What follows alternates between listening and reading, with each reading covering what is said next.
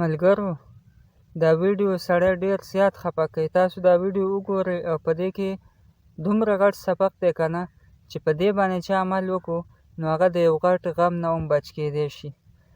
تاسو دا وګورئ ملګرو، یو پلار را لګیا کیږي او خپله 18 کلنه لور ولي او وجني. ډېره د افسوس واقعه ده ملګرو. ایوب خان شیرپو چې کوم دی پرون یو ځای ته تللی و او هلته کې انټرویو کوله چې یو پلار خپله 18 کلنه لور مړه کړه او ولې یې مړه کړه. ملګرو دا کوم ماشوم چې تاسو ته ښکاري دا د 6 خویندو یو ورور دی او هغه خور کومه چې مړه شوه هغې چې کوم دی په اسلام آباد کې په یو کور کې د چا خدمت کولو 18,000 وي او که 19,000 دا تنخواه یې وله ورکوله. چونکې دا ورور یې ډېر زیات کم عمره دی، دا د کویدنې هم نه و، خو لیکن د ورور له یې کویدن را جوړه کړه او ارزو یې دا وه چې موږ خوشحالي وینو. خو هغې ته څه پته وه چې د دې ورور خوشحالي به زما د مرګ سبب جوړیږي. نو ملګرو اوس دا سټوري واورئ. سټوري نه دا حقیقت واقعه ده چې کومه په 400 کې شوې ده. زموږ د پښتنو معاشره کې تاسو ته پته ده ولې ټول پښتانه داسې نه کوي چې کله د چا په کور کې کویدن وي یا واده وي نو د نانا خپلې خوشحالۍ مناوئ که نه، نو دغسې د ده د خویندو چې کوم دی په کور کې ډانسونه کول او خوشحالېدلې چې زموږ د ورور کویدن ده. نو په دغه ټایم کې دې ځان نه ویډیوګانې کړي دي ملګرو، او چې کله واپسي اسلام آباد ته تللی ده که خپل خدمت له، نو هلته کې اوس یو ظالم څه کوي دلته اوس غوږ کېدی. هغه کور کې دې خدمت کوو او بل پکې ډریور د هغه خلکو.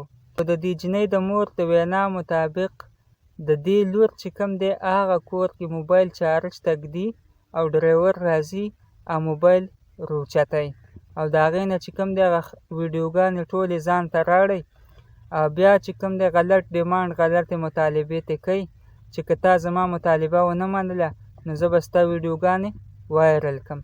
ملګرو هغه دا جینۍ وه ډېر روغه جینۍ وه او دا خلک هم ډېر پښتانه خلک دی. هغه د هلک مطالبې منلو ته تیاره نه وه، نو د هلک ظالم د هغې ویډیوګانې وایرل کړې. په ټیک ټاک باندې ویډیوګانې وایرل شوې او چونکې دا یو غریب خاندان څخه تعلق ساتي، پلار یې هم عاجز بوډا سړی دی، وایي ریړه چلی، نو چې پلار به یې د کوره بار ته ووتو هلکانو به ورته موبایل یې ښودلي چې راشه که نه، لور خو دې داسې ډانس کوي او پارویو کې د قسم قسم خبرې. د غریب سړي نه خو بیا د چا شرم هم نه کېږي. نو پلار به په ځان باندې ډېر غوسه او تکلیف تېرولو. خلکو به بار د بار د دې پلار ته ویلي او پلار به د دې جینۍ مور ته څه نه ویلي او د جینۍ دا مور هم خبره وه، خو دې د جینۍ دې پلار ته څه نه ویلي چې مړه به یې کړي. دا جینۍ بیا راغلې وه او بیا د خور که داسې تلې وه چې واپسي راغله نو پلار یې ډز ډز ویشتله. نو ډېره د غم داستان دی دا چې واورئ. ایوب خان شیرپو اوس تازه انټرویو کړی. نو زما مقصد دا دی دا موبایل ګورئ دا ډېر ظالم شی دی، د هغه جینۍ د مرګ سبب جوړ شو او پته نشته چې هغه هلک به اوس چېرته وي. پلار چې کوم دی خپله لور هم ویشته، د پولیسو هم چې کوم دی مجرم شو کور یې پرېښی دی، په کور کې دغسې یو بلا خولې ناست دی، ګرانه ګراني ده، عاجزانه خاندان دی او بل طرف ته د حکومت هم مجرم شو.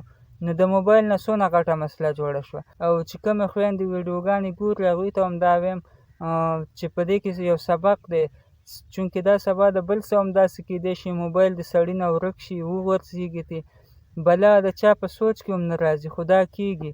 نو ما ویل چې تاسو ته هم پته ولګي چې داسې مسلې هم جوړېږي. الله پاک دې په دوی باندې اساني کړي او د دوی دا نورې مسلې دې الله حل کړي. ویډیو د څه مخکې هم شیر کړئ، چینل هم سبسکرایب کړئ، پیج هم فالو کړئ. وسلام.